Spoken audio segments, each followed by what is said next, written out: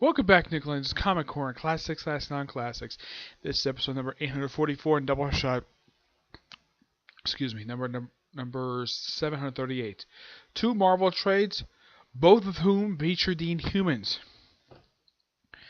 First up, it is Realm of Kings. Yep, this trade that collects this entire storyline. I say storyline because the book itself, this particular event, just has the titular one-shot Realm Kings number 1, plus three miniseries, 2 of whom are 5 issues, the final one is 4.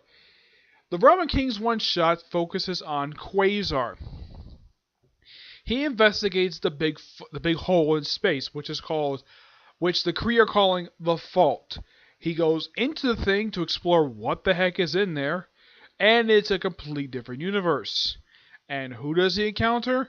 Why, it's their version of the Avengers, comprised of Captain America, Iron Man, Thor, Giant Man, Scarlet Witch. And this is what they look like. That's supposed to be Giant Man in the middle. Over to the right, we have the Scarlet Witch. Over right here, that's supposed to be Iron Man.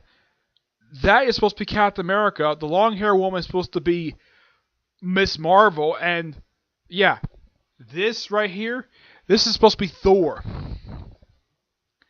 In the middle there, that is actually Quasar. And there's actually a nod to his ongoing series in here. Mainly the guy who wrote it. Yeah, they have one of the characters in here named after the late Mark Greenwald. Oh, and by the way, Thor looks like this. Yes, this is Thor. Now, what is this universe called? Yeah, it's later called the Cancerverse. That is simply put what this place is. Even though the whole is called the Fault. Quasar encounters these people. Of course, Quasar does show up in another miniseries after this. And he sort of, in a way, he tells briefly how Catherine, he has questions about the place. And it's kind of what is typically called a reverse interrogation, where the person is held captive and asks the questions, and these people are supposed to give an answer to it. That's technically what reverse interrogation is. How do I know that? I watched Burn Notice. That is how I knew about reverse interrogation. That's just my theory anyways. Yeah. And of course, the character whose name after the late Mark Greenwald is a scientist named Professor Greenwald.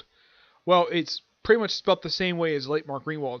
Those who don't know who this guy was, he was a fantastic writer. If you ever look up this guy's work, this guy wrote Captain America for 16 years. Yeah, had the longest run in the history of the Captain America. I wrote more issues than frickin' Stan Lee. He came out to the series with issue number, I think it was like 308, and didn't finally leave until like 440. Yeah, he did the last 16 years of the book. He was one of like a few writers who actually stuck with this book for a long period of time, for that long period of time. The only 2 people who actually have done that in the history of Marvel Comics was Chris Claremont for Uncanny X-Men, and the other one being Peter David for Incredible Hulk. Yep. Okay, what about the other 3 miniseries? First up is, now I should point out though, the one-shot in the first 2 miniseries are written by Dan and Lemming. The final miniseries is done by Scott Reed. The one-shot is done by... The artwork is done by 2 different artists, Leonardo Montenegro, and of course he does pages 5 through 25. Mohammed Astra does the first 4 pages and 25 to 26. The artist who does the 4 issues of the 5-issue Realm Kings and Humans, the issues 1, 2, and 4, and pages 1 through 6 of issue 5, that is done by Pablo Ramadini. Issue 3 is done by Wilton Ives. Issue 5, pages 7 through 22, is done by Tim Seeley. Yes, Tim Seeley, the guy who is, let's see, he wrote Nightwing recently, and he was also on Green Lanterns. I'm trying to think, I don't remember what book he's on currently. The artist who does Imperial Guard is only one artist who does all 5 issues, Kevin Walker. And Son of Hulk, that's done by Miguel Roma, I think it's pronounced first name, yeah.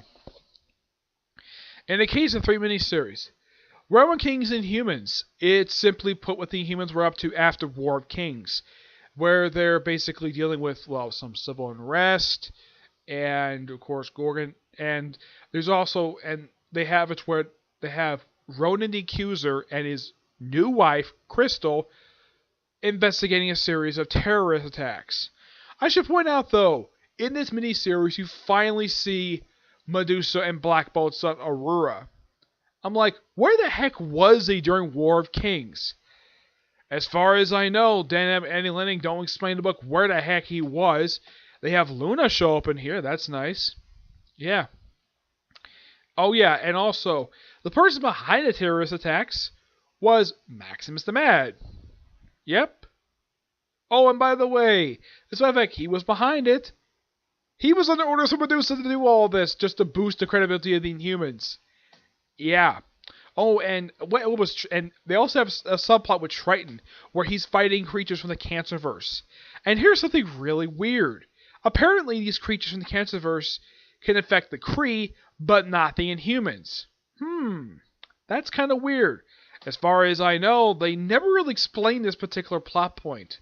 Not in here, anyways. Of course, the miniseries ends with the Shi'ar asking for the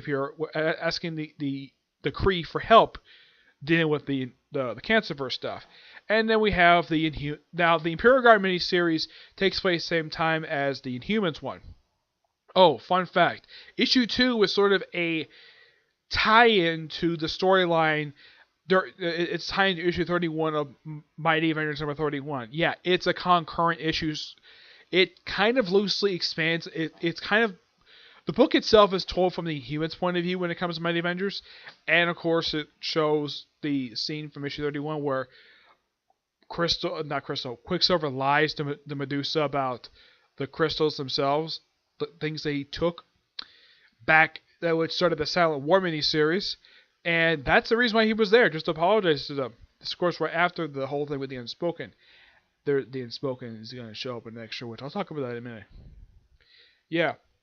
And then we have the Imperial Guard miniseries, which is simply like what happened with the Imperial Guard afterwards. And apparently, Gladiator is back wearing his original outfit for some reason. Yeah, it's never explained why, despite the fact when he was seeing War of Kings, he was sort of a black, more professional attire. And then we see him in here, he is wearing his outfit. And apparently the new leader of the Imperial Guard, new Praetor, is a guy called Mentor. And apparently there's this woman named Platonia who, it's kind of implied she and Mentor have a thing for each other. It's very heavily implied. And also one of the Imperial Guard dies in this miniseries. A character known as Starbow, who was basically a minor character in the scheme of things. Yeah, they're part of the Special Task Force investigating stuff related to the Cancerverse. Yeah, and of course, Gladiator, being very impatient, decides to go out in the field himself and get his own hands dirty. Oh yeah, and he says, even though he really wants to be out there, even though he's not supposed to, and he points out, though, he is very hard to kill, and they agree with him, and they agree of how annoying it is to try to kill Gladiator. Yeah. Oh yeah, in case you're wondering, do they ever investigate these miniseries of, do they try to find which creature was responsible for the death of Leandra? Well, for some reason, in his miniseries, there's a raptor pops up in here, a Talon, who decides to blame it on Darkhawk. Yeah, I have no idea why in the world they blame Darkhawk for this. Yeah, that actually is explained in the Nova tie into this particular event. Yeah, during the final issue of Nova, that is actually explained that that plot point is investigated in that particular during the final arc of Dan and Lang's run for that book. Yeah, and of course, thing ends with them basically leading into the events of the Thanos Imperative. But what about Son of Hulk? Son of Hulk has very little to do with Realm of Kings. As for why in the world it has the banner on it, I have no idea. It picks up right where his ongoing series left off. Well, originally, I should point out, though, about a little backstory about this particular character. His name is Hiro Kolorda. He is this character right here on the far left. That's him right there. He is the second son of the Hulk. You're thinking, though, Hulk has got a son? He's got two of them. He made his first appearance in the second issue of Sakaar. son of Hulk. And after Sakaar left the book after issue 12, of course, he went to Earth and became sort of a supporting character in Incredible Hulks. Hiro Kalada took over as the main character of the series to issue 13, which the book was canceled 4 issues later. Oh, and by the way, what happened in the final issue? Galactus shows up and devours Sakaar. I am not kidding about this. Yeah, the first 12 issues was simply just kind of Sakaar himself, the character, not the planet. Yeah, for some reason the character decided to name himself after the planet itself, which really makes no sense. One of 2 times I've seen in fiction we have a character and he's named after a planet. The only time I can think of this has happened is in Dragon Ball Z, where the character Vegeta is named after the planet Vegeta. Obviously. Yeah, the planet gets devoured by Galactus, and the survivors somehow end up in the microverse. It's never fully explained. Yeah, they ended up there, and they end up on a planet. Which planet, mind you?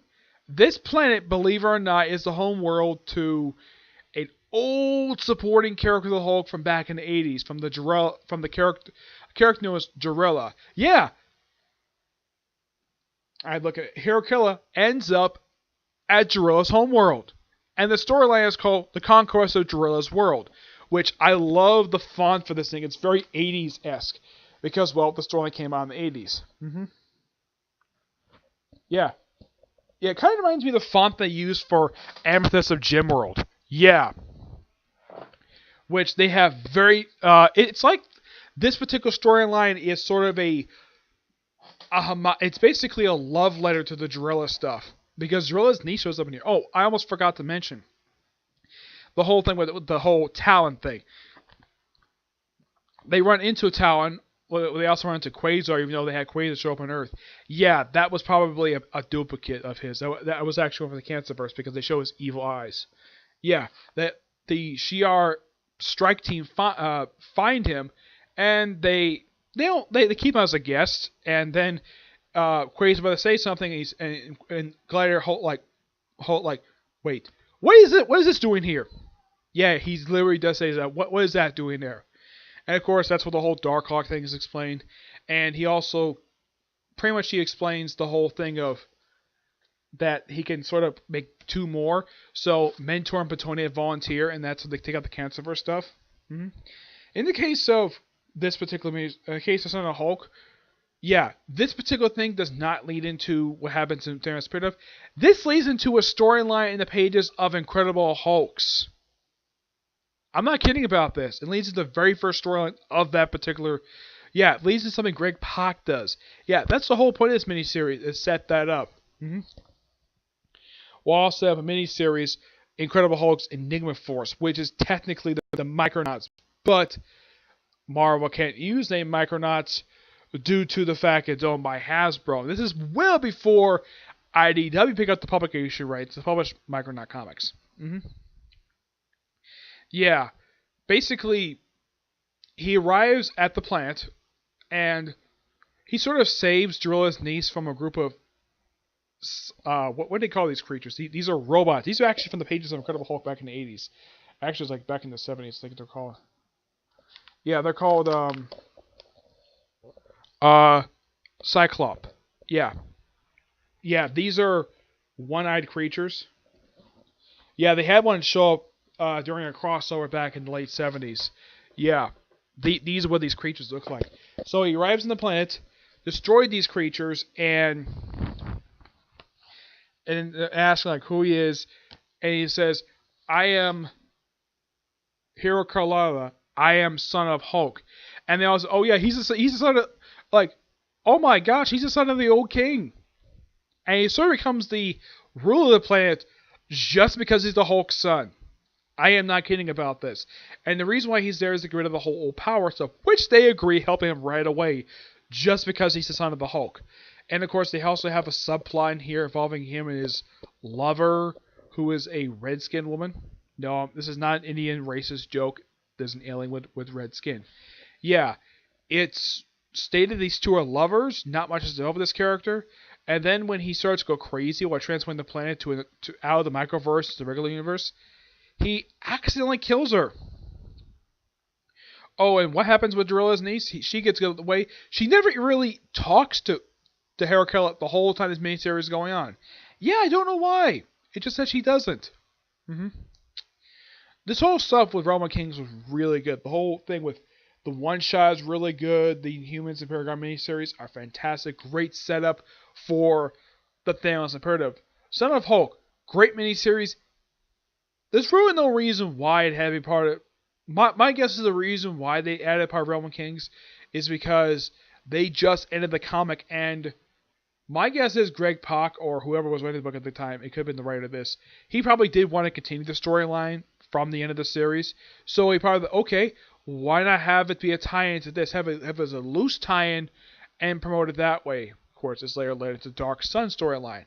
It led to the Dark Sun Rising storyline, which basically ended with him being the main villain, and the storyline ended with Sakaar transporting him to the Earth's core.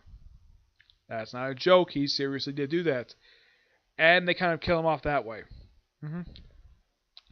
This is really good, 9.5 out of 10. Next up, like I said, is another book involving Inhumans. This is Inhumanity. And like Realm of Kings, this is the aftermath of what happened with their storyline, basically Infinity. This trade collects the Inhumanity miniseries, which is 2 issues. Avengers Assemble, 21-25. Uncanny X-Men, Volume 3, number 15. Indestructible Hulk, 17 and 20. New Avengers, Volume 3, number 13. Iron Man, Volume 5, number 20. I and H. Inhumanity Awakening, 2-issue miniseries. Avengers AI, number 7. Mighty Avengers, Volume 2, issues 4 through 5. And Inhumanity Superior Spider-Man, number 1. Now, this is basically the order of some of these storylines. The first one is in here is a 2-issue miniseries, Inhumanity, which is written by Matt Fraction. And I will explain the stuff involving this. Yeah, these 2 issues, the first issue is drawn by Oliver Capaldi. The second issue is done by Nick Bradshaw, who also is inking with Todd Nunick.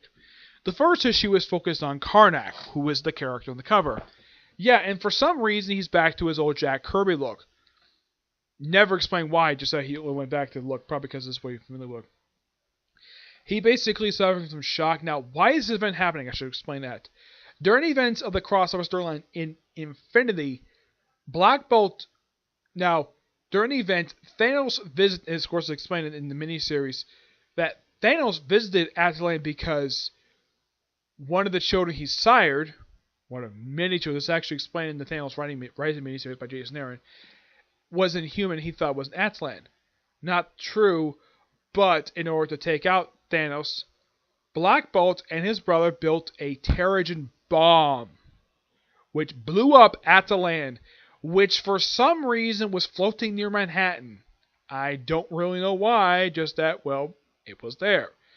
And the thing, basically, and all the pieces of it, basically, after it blew up, at the explosion, the pieces of it landed in the Hudson River. And pretty much most of this particular event is basically people cleaning up in the aftermath of it.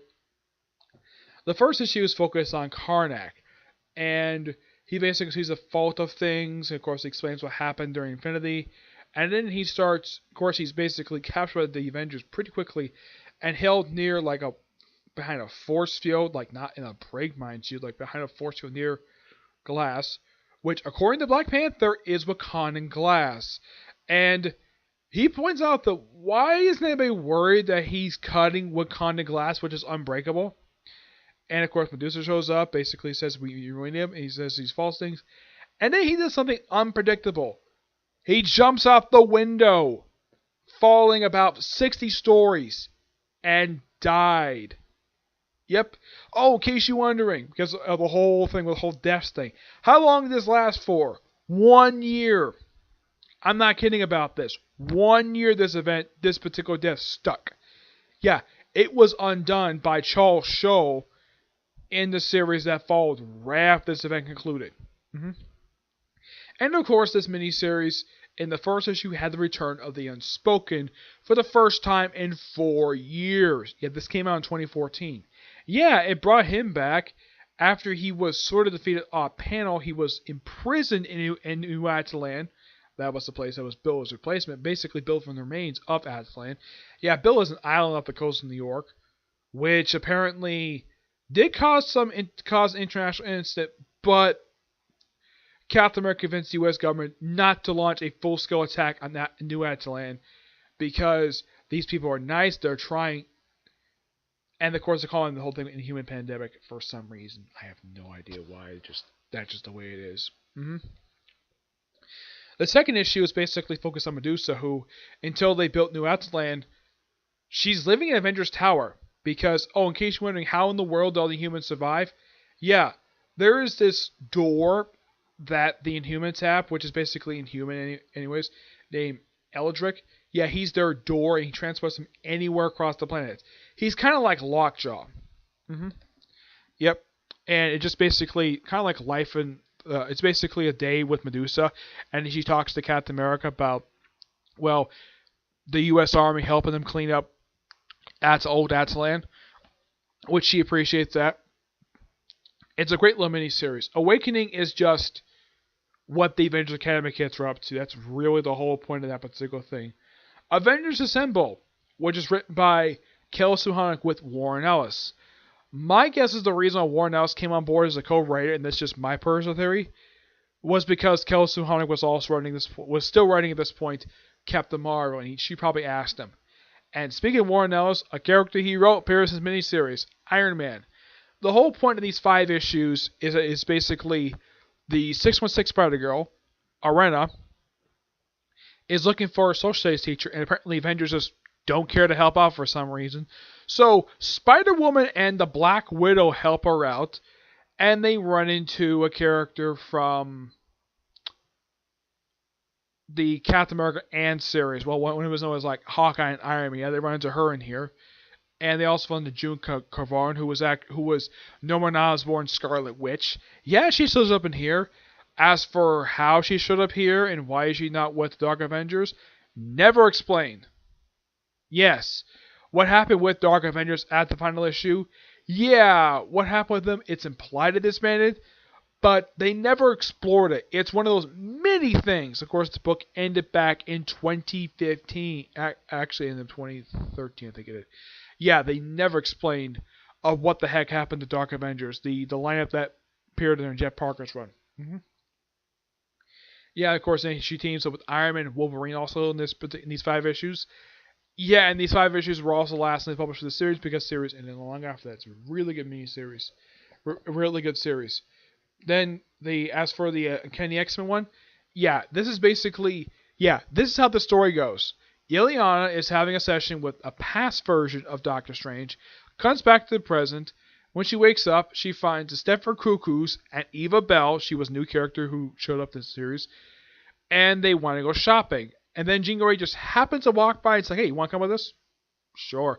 Oh yeah, and the outfit is so 1963, referencing her debut. And then it's like, okay, let's go ask Emma Frost. And they get to Emma Frost's room, and the way she sleeps is so bizarre. She sleeps with her butt in the air. And apparently she's gotten a haircut. Yeah, I have no idea why. And she says, what do you guys want? We want to go shopping. And then she says the most funny, it's like, oh God, yes. and they're like, okay, we need money. She's like, sure. And she pulls out a duffel bag full of cash from her closet and asks the question, like, where'd you get this money? She's like, I was the White Queen of the Hellfire Club. Of course, she also forgot to mention the fact she was the owner of a company. Yeah, she basically owns Frost International, one of the many fictional companies that exist in the Marvel Universe.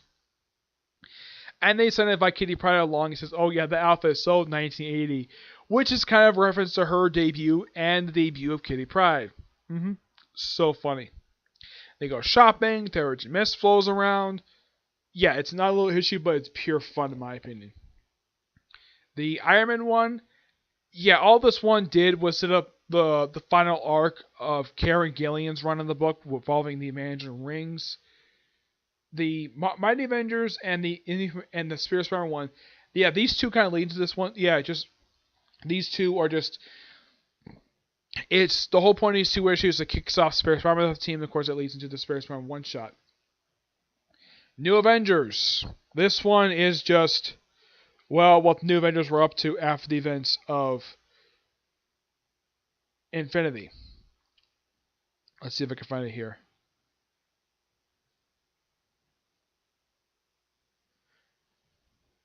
Yeah, it's just basically just doing their normal stick of going to other universes. As for why I include it here, because it's Inhumanity tie-in. That's really the reason why.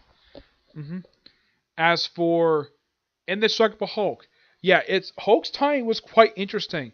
Yeah, one of his people got turned into Inhuman, and all this did basically was lead into an ending that set up new status quo for the Hulk. Yeah, the whole thing with the human stuff. Of course, you have Beast, Iron Man, and Giant Man appear in these issues, involving stuff with scientists, and of course referencing stuff that happened at the start of this particular. This is written down by Mark Waid, by the way. And the thing ends with Bruce Banner being, and of course they have this funny cover, where like you can't shoot the Hulk, and then when Hulk is in Banner form, somebody walks behind him and shoots in the back of the head. Those of you curious though, does Mark Waid resolve this in his arc that comes right after this in the relaunched Hulk? Nope, Gary Duggan resolves that question. Yeah, I will review the first two trades to collect Hulk Volume 3 soon. Yeah. Who does the Kenny X-Men? That is done by Brian Michael Bendis during his era for the book. As for the other books, Indestructible Hulk was done by Mark Waid, obviously, but artwork by Clayton Shea and Sean Mann with Miguel Safavian, Jeremy Rapdick, Tom Gramick, Joe Bennett, Ruija, Tom, Carl Kitzler, and Andrew Huxley. Avengers Assemble, of course, Namakosu, Hank Warren Ellis. Artwork by Matteo Bacai, Facani, Paco Dinas. Chris Aquino does issue 15 of Kenny X-Men. Iron Man is written by Karen Gill, artwork by Augustine Padilla. Mighty Avengers, Al Ewing does the writing, Greg Land does the artwork. The Avengers AI, this one is just Daredevil guest star in the issue. The Mighty Avengers are the Avengers AI are sent to help out Inhuman, which of course Medusa shows up, and of course Daredevil basically owing a favor to Hank Pym with this particular thing, and this is done by Sam Humphries. Yeah, Avengers AI was a very fantastic series. Just a Hank Pym leading a bunch of AI, a bunch of like robotic Avengers, which featured also the 616 debut of Monica Chan, character from the Ultimate Universe, who was Nick Fury's ex-wife, who also became the Black Widow of the Ultimate Universe after the original one was killed off during Ultimatum. Inhumanity Awakening is written by Matt Nod, artwork by Paul Davison. Inhumanity Spirit Spider-Man, written by Crystal Gage, artwork by Stephanie Hans. New Avengers, John Pickman, and artwork by Simon Felici, I think I pronounced the guy's name. Yeah, the artwork for the Avengers AI number 7, that's from Andrea Lima R. Jr., I think it's pronounced it, yeah. This event was actually pretty good. It's interesting though we have a trade that collects the entire event in one book, despite the fact that, with the exception of the Humanity and the Humanity Awakening miniseries, and of course Inhumanity Superior Spider-Man, all these books were collected in all individual trades. Didn't really affect it at all, they were just tie-ins. So, at least Marvel knows what we're doing. I'm going to give this book roughly a 9.5 out of 10. Now, the series that led into this one afterward. Originally, Matt Fraction was going to be the writer of the book, and then he left. I don't know why he left, but he did. And he got replaced by Charles Shaw. And this book started his 3-year odyssey on the Inhuman books. He did this book, and then he did... then that book ended after 14 issues in an annual, and of course a special as well. That was replaced by Uncanny Avengers, where he did Uncanny Humans, and he did that 20-issue series plus issue 0. And he also started the all-new Inhuman series, but he left after the first 4 issues, and have James Amos pretty much do the rest of the series by himself. Yep. Yeah. I gotta thank Shaw for basically doing that. Yeah, he did a fantastic job with the Inhuman books. But yeah, this event started the Inhuman Initiative, which not a lot of people were fans of, because people had this strange fear that Marvel was pushing the Inhumans to replace X. I'm like, no, not necessarily. Of course, this also involved legal stuff with Fox. yeah, it was particularly very weird, and the whole Terrigen Mist stuff that will finally be wrapped up in 2017, thanks to the events of Inhumans vs. X-Men. A very stupid event, mind you, which ended with the Terrigen Mist being detonated, having a device built by Moon Girl, one of the newer characters, and probably one of the best characters they have. Of course, Inhumanity did help. Not Humanity. The Infinity one also did set up another Inhuman character who's still on this very day and is probably one of the most popular characters in the last few years, and that's the Camilla Cobb Miss Marvel. Yeah. Otherwise, that's it. I know this one's really long, but there's a lot to talk about when it comes to these two trades right here. Yep. Expect this. I probably won't have one next one would be this long, but yeah. So that's it for this particular review. Stay tuned for. I don't know if I might get a chance to get another High School DxD book done today. I probably will do another review today, but it will definitely be two more books. Okay. But until you see the next review. Bye.